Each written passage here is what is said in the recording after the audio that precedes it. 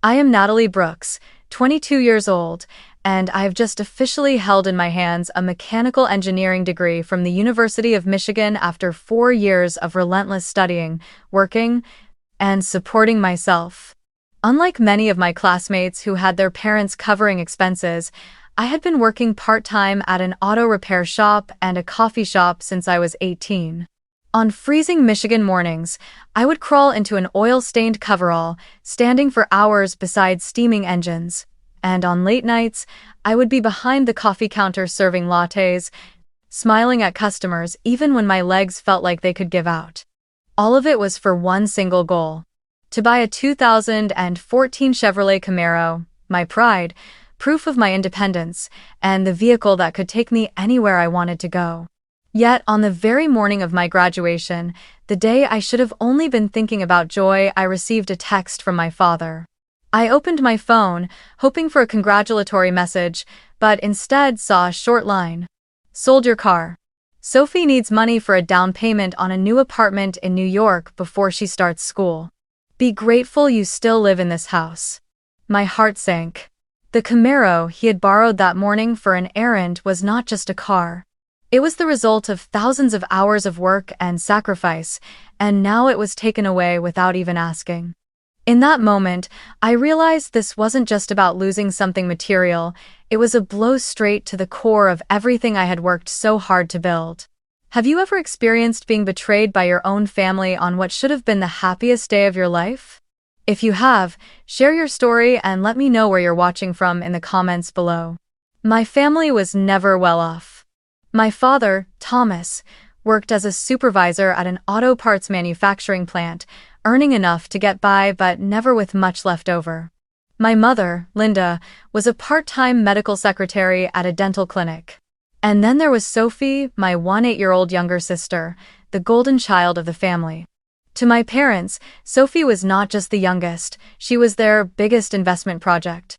They always said she had the potential to shine, that as long as the family focused all resources on her, she would achieve extraordinary success. That might sound noble, but in reality, it meant I became the silent foundation, taking on all the extra work and responsibility so Sophie could float freely in her own world. Since I was 13, the household chore list had automatically fallen into my hands.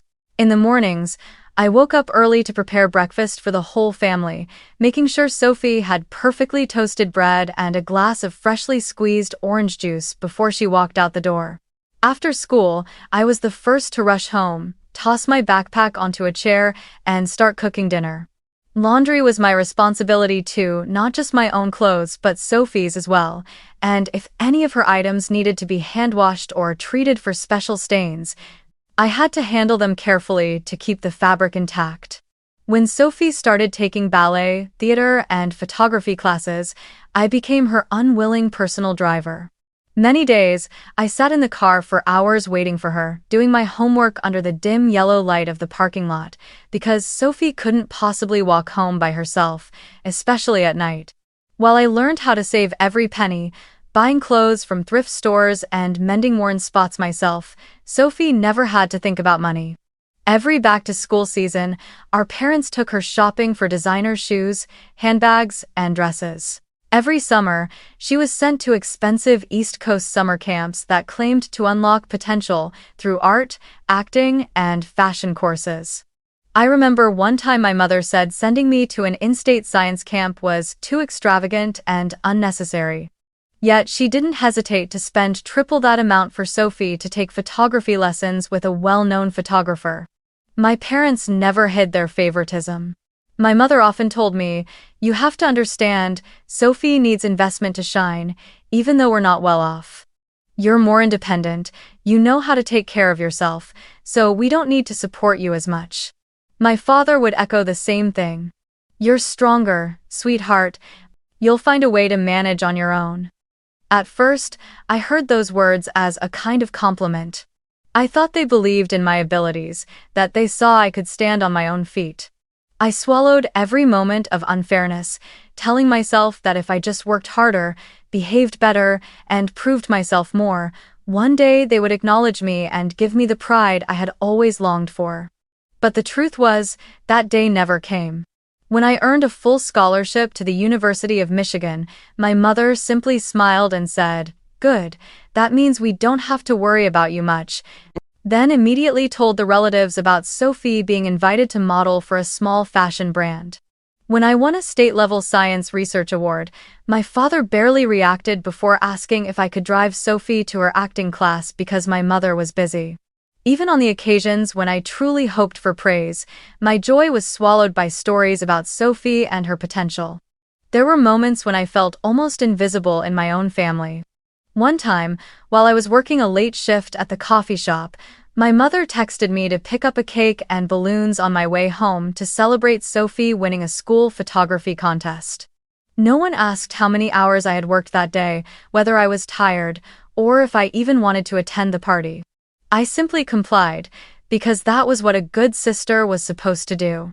And when I earned an A+ on a difficult engineering project, I treated myself to a small cake and ate it alone in my room, because the whole family was busy taking Sophie to a friend's birthday party. The justification of Sophie needs investment and Natalie doesn't need much support became the perfect shield for my parents to rationalize every unfair decision. They could sell my belongings without asking, demand that I work extra hours so Sophie could buy a prom dress, or rearrange my work schedule just to take Sophie out. And if I protested, the answer was always, "We're family, and family helps each other." The only problem was that help always flowed in one direction from me to them, never the other way around. Looking back, I realize I had been living in a loop where my worth was measured by what I could provide. I had spent my youth laying the foundation for Sophie, clinging to the fragile hope that one day my parents would acknowledge those efforts.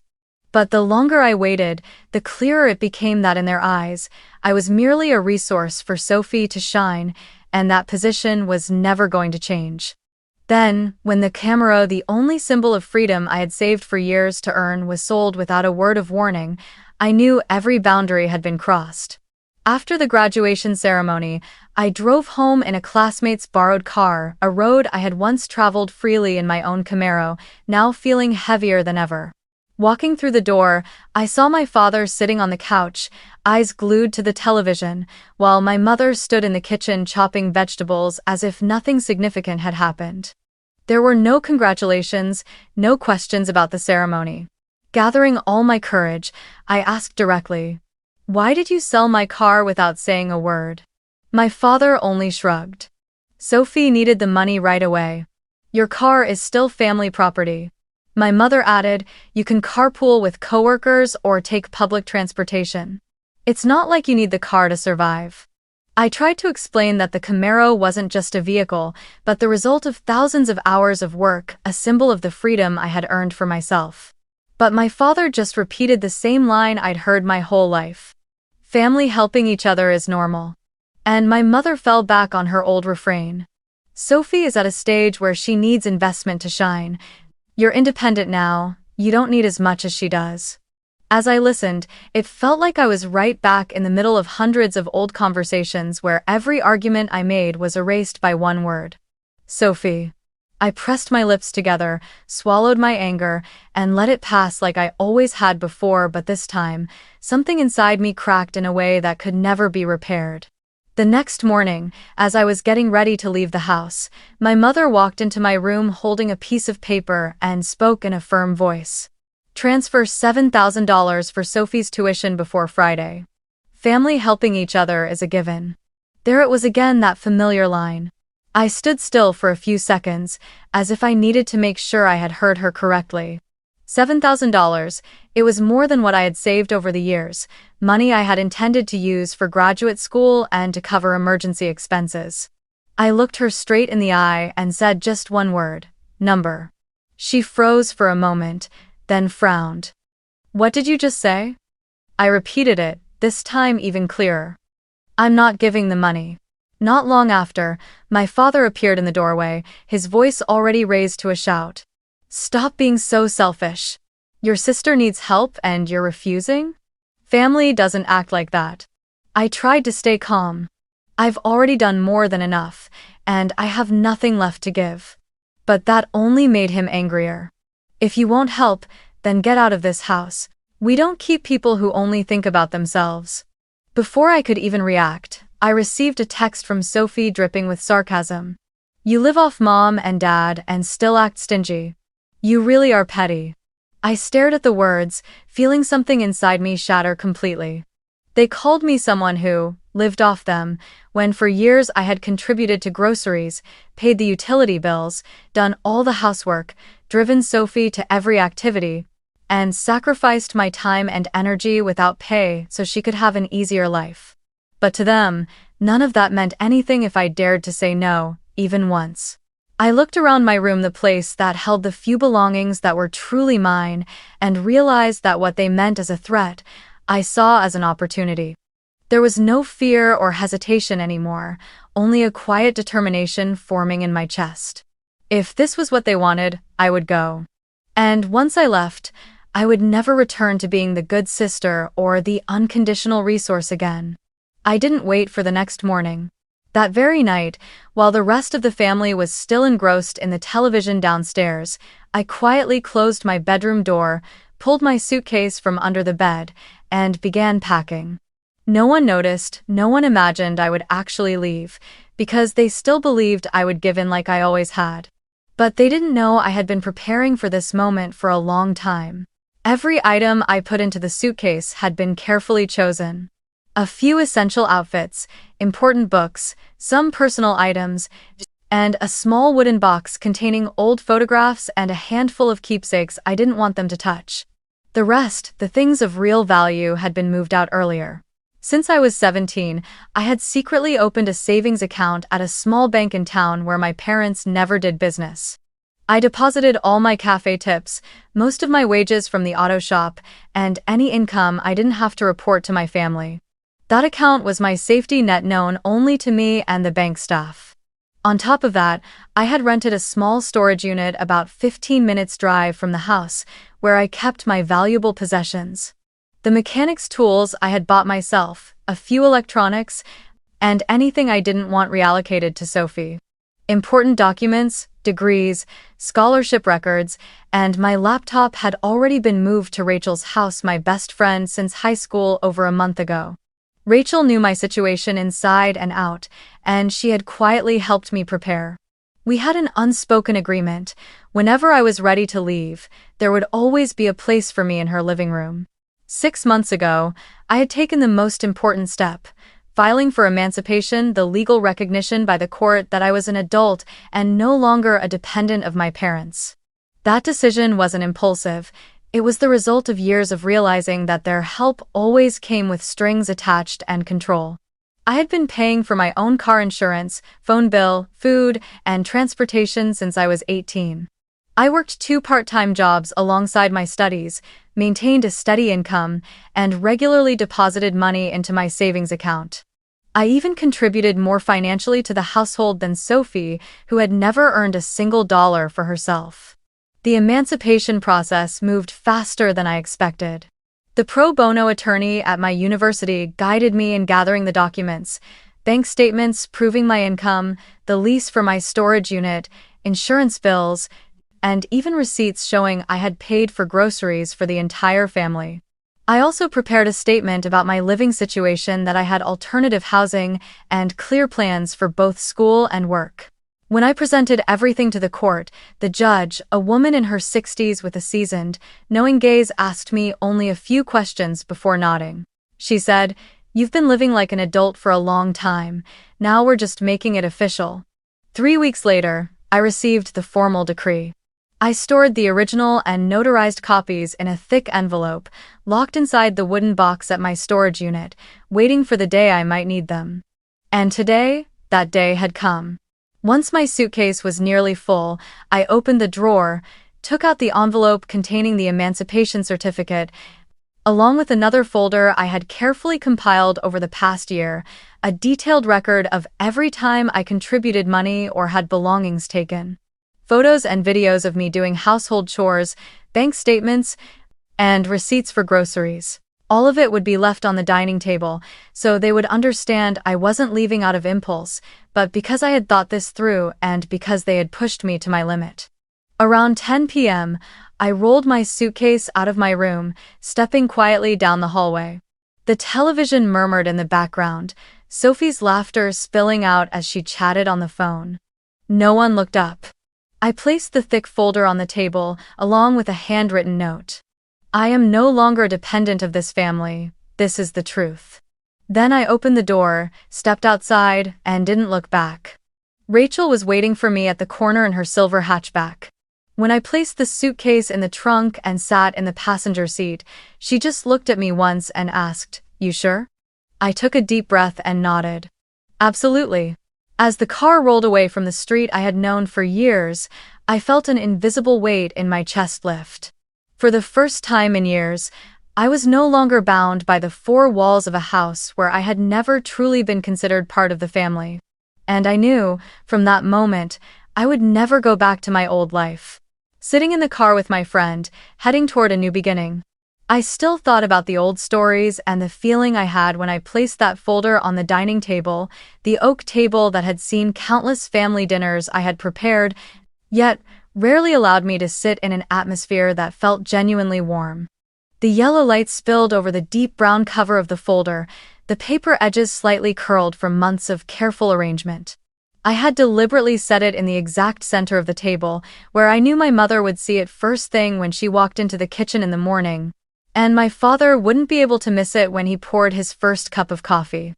Inside, I had divided everything into clearly labeled sections, numbered and neatly clipped in plastic covers. The first section was the original emancipation certificate, the legal document stamped in red by the court, declaring that I was officially no longer a dependent of the Brooks family. I wanted them to see, in a way that was undeniable, that every legal right of control they once had over me had ended 6 months ago. Next to the original, I placed a notarized copy so that if they wanted to keep one, they could, but the original would remain safe with me. The second section was the savings account statement, the figure of over $18,000 printed clearly on the last page. I had printed the full transaction history from the past 2 years, highlighting in yellow every regular deposit from my paychecks at the auto shop and coffee shop. Alongside that, I marked in red every withdrawal made for the family. Money for groceries when my mother said, "Things are tight this month." Money to fix the plumbing when my father said, "Wait until next month." Money for Sophie's school supplies because she needed it urgently for a project. These withdrawals alone totaled more than $10,000, all of it unreimbursed. The third section was the full-ride scholarship letter from the University of Michigan for my graduate program, complete with a monthly living stipend. I included a printed copy of the confirmation email from the scholarship office, clearly stating that it was a comprehensive support package covering tuition, books, and part of my housing costs. This meant that, contrary to the narrative they like to tell relatives that Natalie is struggling to pay for school, I had more than enough resources to support myself and absolutely no need to drain anything further from the family. The fourth section was a stack of receipts and invoices I had kept meticulously. Grocery runs, home repairs, utility bills I had covered when my parents said, "We'll transfer it back in a few days," but never did. I had annotated each receipt with the date, the reason for the expense, who had asked for it, and whether it was ever reimbursed. The total for the past 2 years exceeded $10,000, undeniable proof that I had done more to keep this household running than anyone else. The final section was a collection of photos and videos moments I had secretly captured over the past year and a half. There were photos of me scrubbing the kitchen floor at 11 p.m. after Sophie threw a party and went to bed. A video of me hand-washing a white dress Sophie needed for the next day while she sat laughing on the phone with a friend. Pictures of me carrying paint cans, standing on a ladder to repaint the living room walls over spring break, while the whole family watched movies downstairs. I wanted them to see, with their own eyes, the stark contrast in how we lived, one person doing and giving, the other taking and enjoying. On the folder cover, I didn't put a name, only a small yellow sticky note with the words, "The truth doesn't need explanation, only eyes to see." I didn't expect them to read it all. I knew my parents, the chances were high they would get angry before they even reached the second page. But at the very least, I had left everything transparent, not through stories, but through evidence. This was the only way I could force them to confront what they had done, instead of hiding behind justifications about family love or investing in Sophie's future. The next morning, before sunlight had fully spilled into the Brooks family kitchen, I imagined the scene of them coming downstairs and finding the folder sitting squarely in the middle of the dining table. And just as I had predicted, things began to explode. A little after 7, I got a text from Rachel. "Your house is getting loud." Sophie's screaming like she wants the whole neighborhood to hear. As it turned out, Rachel had a friend who lived directly across from my house, and news was spreading faster than I expected. Sophie was crying and shrieking, her high-pitched voice carrying as she slammed something hard against the table. The first thing the neighbors heard was, "She's ruined my life. She left and dropped this here just to humiliate the whole family." I could almost picture her flushed face and tear-filled eyes, not from regret, but from rage at seeing her princess status challenged. My mother, Linda, after flipping through a few pages of the folder and ignoring the clear numbers and photos, went straight to her most familiar response, crafting a new story to control the narrative. She started calling relatives one after another, the aunt in Ohio, the uncle in Florida, the grandmother in California, all hearing the same carefully edited script. In her version, I had stolen money from the family, fabricated documents to slander Sophie, and abandoned my parents at the moment they needed me most. In that story, I wasn't the daughter who had carried the household chores and paid for countless expenses over the years. I was the selfish traitor, poisoned by bad friends. My father, Thomas, chose a different route. He didn't waste time on outrage, he acted immediately. He called my university, trying to reach the financial aid office under the pretense of wanting to verify my daughter's scholarship and financial situation. When asked if he was my legal guardian, he replied, "I'm her father, of course." But when the school checked the records and saw the emancipation decree, the answer came back. "I'm sorry, we can't provide that information. She is no longer your dependent." That door slammed shut right in his face, and I'm certain he felt the sting of losing the control he had always believed he would keep forever. It didn't stop there. My father also called my workplace at the auto repair shop. I knew this because later, my manager Dave left me a voicemail, his tone a mix of irritation and amusement. "Your dad called, said there was a family financial emergency, and demanded to know your work schedule and salary information. I told him straight that I couldn't share that, and if it was important, he should contact you directly." He hung up right away. I almost laughed when I heard that message, partly because I had anticipated it, and partly because of how powerless he must have felt when every familiar avenue was suddenly closed off. And where was I in the middle of all that chaos? Sitting on Rachel's sofa, wrapped in a soft fleece blanket, hands cupping a mug of hot coffee. Rachel kept glancing at me from time to time, as if waiting to see how I would react, but I only shrugged. Not because I didn't care, but because I had grown too familiar with these kinds of explosions. In the past, whenever I went against my family's wishes, the anger and accusations would drag on for days, pulling me into endless arguments where I tried to explain, tried to prove I wasn't wrong. But this time, I chose silence. I didn't answer a single call or message from them. My phone buzzed nonstop, missed calls from the house number, long texts from my mother full of exclamation points, messages from Sophie written entirely in caps, and short, sharp notes from my father. "Call back now."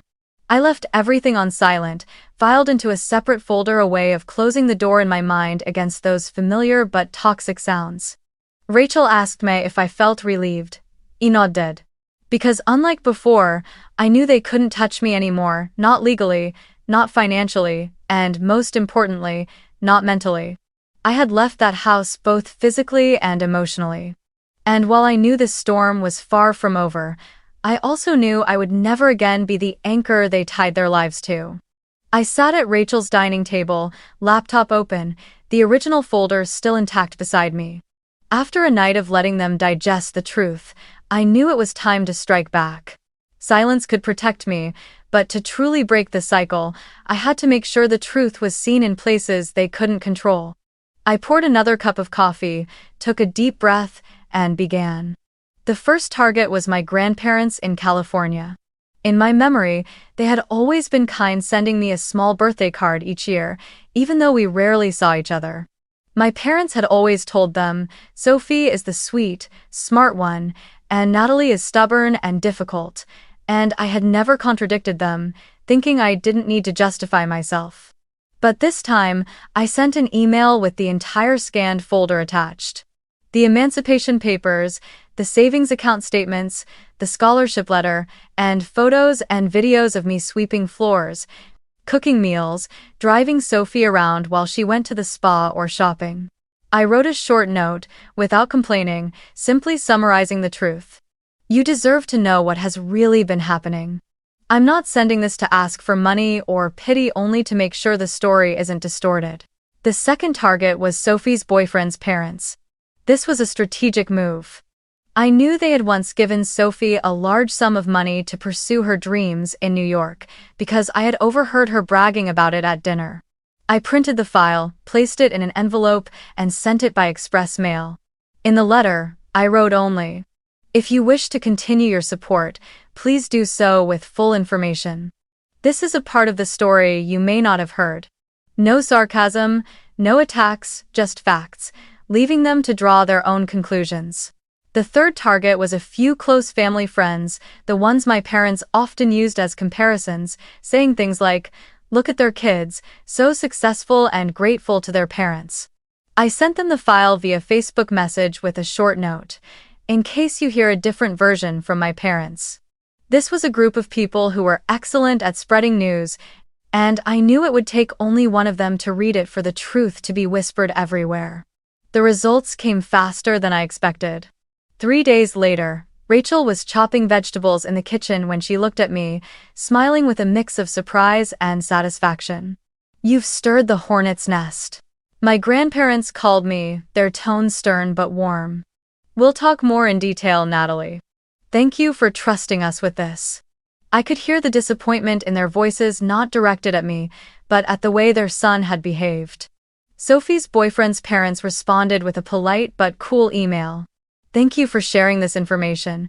We will be reconsidering our financial support." I knew that for a family that valued honor and transparency as much as they did, Sophie's behavior would leave a crack that could not easily be repaired. And then came the domino effect in New York. An old friend messaged me. "Sophie just got called a spoiled princess right in the middle of coffee with her group in Manhattan. Someone brought up the video you sent, and the whole table went silent." The poor, misunderstood victim persona Sophie had so carefully crafted was beginning to crumble.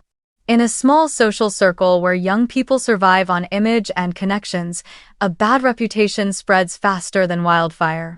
My parents reacted fiercely. My mother flooded my phone with messages that swung from pleading to blaming to outright threats. "You've destroyed your sister's future. You'll regret this. How could you treat your own blood this way?" My father sent only 3 words, over and over, "Enough, Natalie." But I knew that enough in his mouth wasn't an ending, it was a demand that I return to my old place, silent, burden-bearing, and compliant. I watched my phone buzzing constantly on the table, then turned it face down. I didn't need to respond. For the first time in years, I felt that the power to control the narrative was in my hands. I hadn't done anything except bring the truth into the light, and it was that truth, not me, that had them in a panic. I said goodbye to Rachel and moved into my new studio apartment on a cool Saturday morning in early September. The place was on the 3rd floor of a classic red brick building, just a 10-minute walk from my graduate school and about a 15-minute drive from the garage where I worked part-time. The space was only about 300 square feet, just enough for a double bed by the window, a small desk, and a wooden bookshelf I'd found at a thrift store. But to me, it felt like a palace. I set down the last suitcase and let out a long breath, realizing for the first time in my life I truly had a space that was mine alone. No one knocking on my door to tell me to make tea or do laundry. No one handing me a to-do list as if I were the household maid. I stood by the window, looking out at the small street lined with trees whose leaves were just beginning to turn yellow and fall, and felt a strange, deep sense of relief. Thanks to the full scholarship with a living stipend, combined with my part-time job at the garage, I could fully support myself. The garage was a small shop run by Marco, an Italian owner with a straightforward but kind personality, who often brought cannoli for the crew on Fridays. I handled car washes and basic repair assistance, nothing glamorous, but I liked the feeling of earning every dollar with my own hands.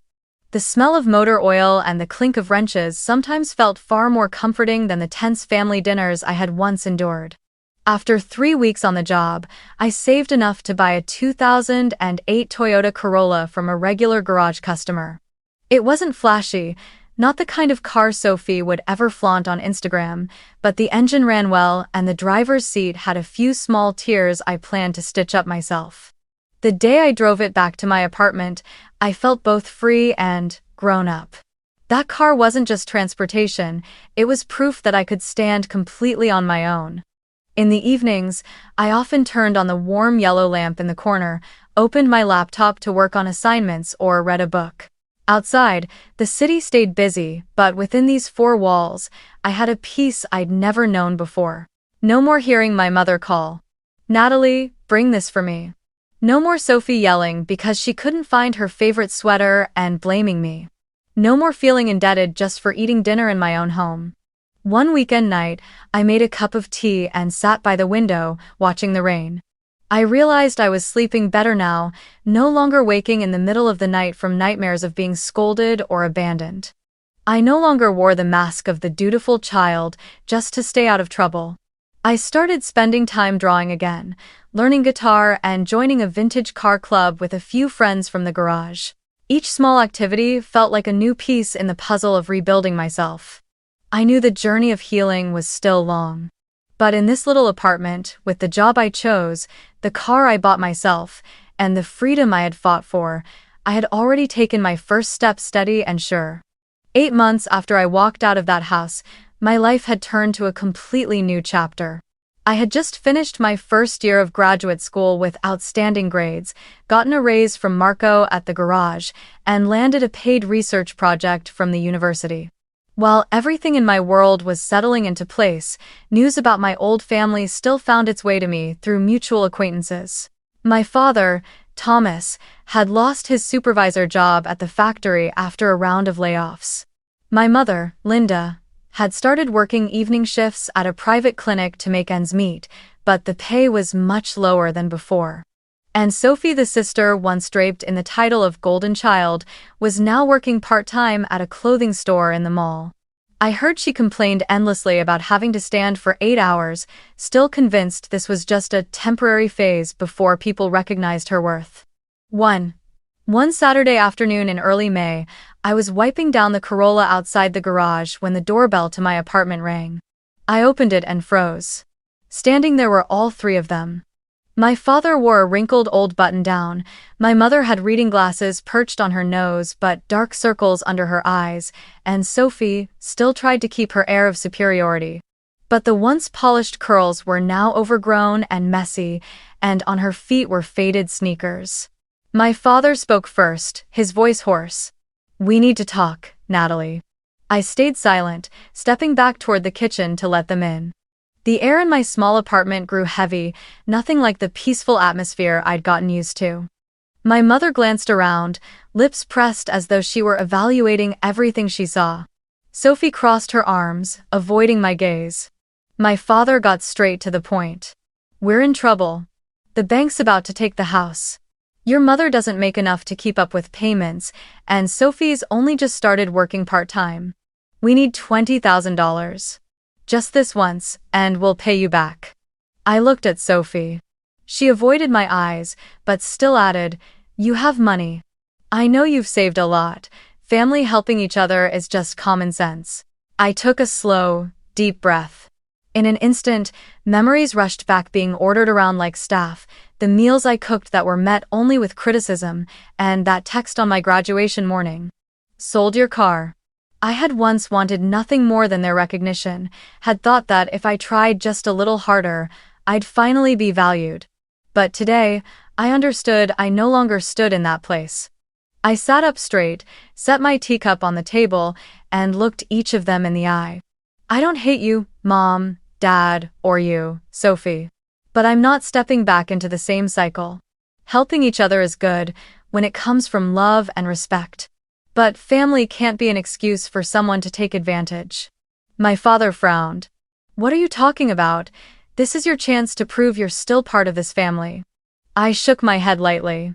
Being part of a family doesn't mean sacrificing yourself without limits. When I needed you the most, none of you were there. Now I have my own life and I'm going to protect it. How nay? My mother cut in, her voice sharp. You're ungrateful. All those years we fed you and put you through school. I interrupted, my tone still calm. Fed me and put me through school? I've been working since I was 18 to pay for my car, my insurance, and to contribute to the bills. I still have the receipts. Don't forget, I left with nothing but my own 2 hands, just to protect myself from being taken advantage of. And all the Sophie let out a short, mocking laugh, but her eyes couldn't hide their unease. I continued, this time more firmly. I will not give you $20,000. I hope you find another way to solve your problems, and when you walk out of here, don't come knocking again if the only reason is money. The room sank into silence. My father stared at me, perhaps searching for some soft spot to exploit, but this time I didn't lower my gaze. My mother pressed her lips together and looked away.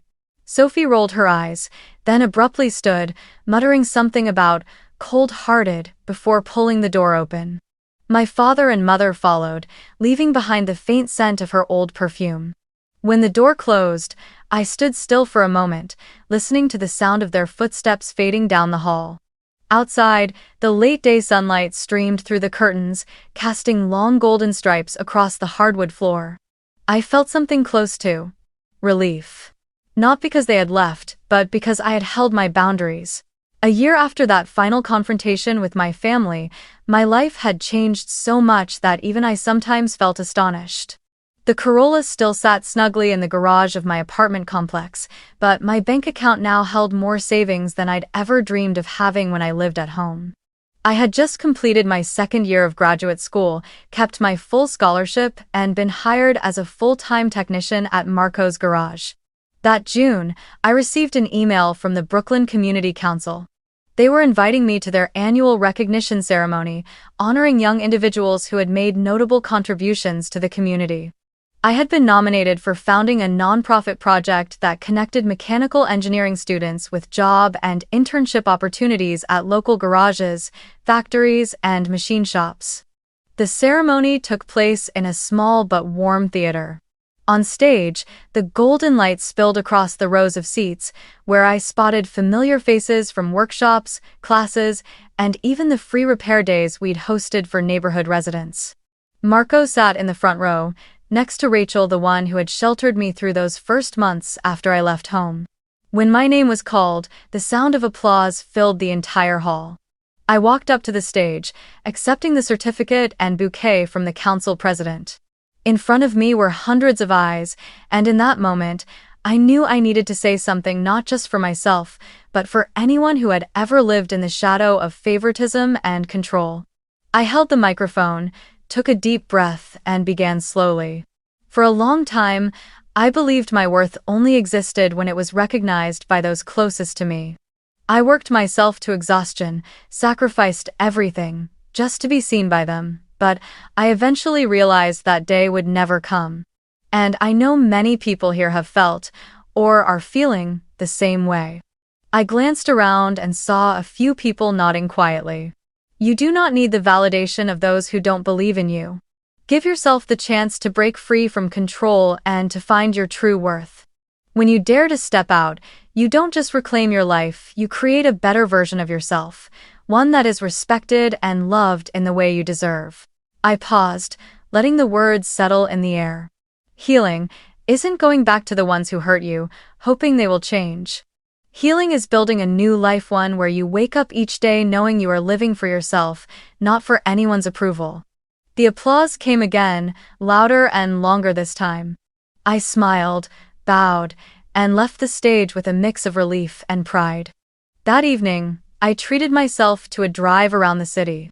When my tires rolled over the steel of the Brooklyn Bridge, the fiery orange-red sunset washed over the water below. I rolled the windows down, letting the cool wind sweep away the weight of the past. Streetlights flickered on, stretching into warm golden lines. My hand rested on the wheel, my lips curling into a peaceful smile. No more orders barked at me, no more commanding texts, no more feeling indebted just to exist in someone else's space. There was only me, a new Natalie, free and complete. In that moment, I knew I had been right to close the old door and open a brighter one. This life is mine, and I will live it my way. And if you're watching this and see a part of your own story in mine, I want you to know something. You don't have to endure mistreatment just to be called family. You don't have to sacrifice yourself to keep a place in the hearts of those who only take and never give back. You deserve a life where you are respected and loved, not for what you do for others, but simply for being you. And if today you're not ready to leave, that's okay, but start preparing. Step by step, dollar by dollar, plan by plan. One day, you'll walk away with your head held high, knowing you saved yourself. Thank you for listening, and I'll see you in the next family story.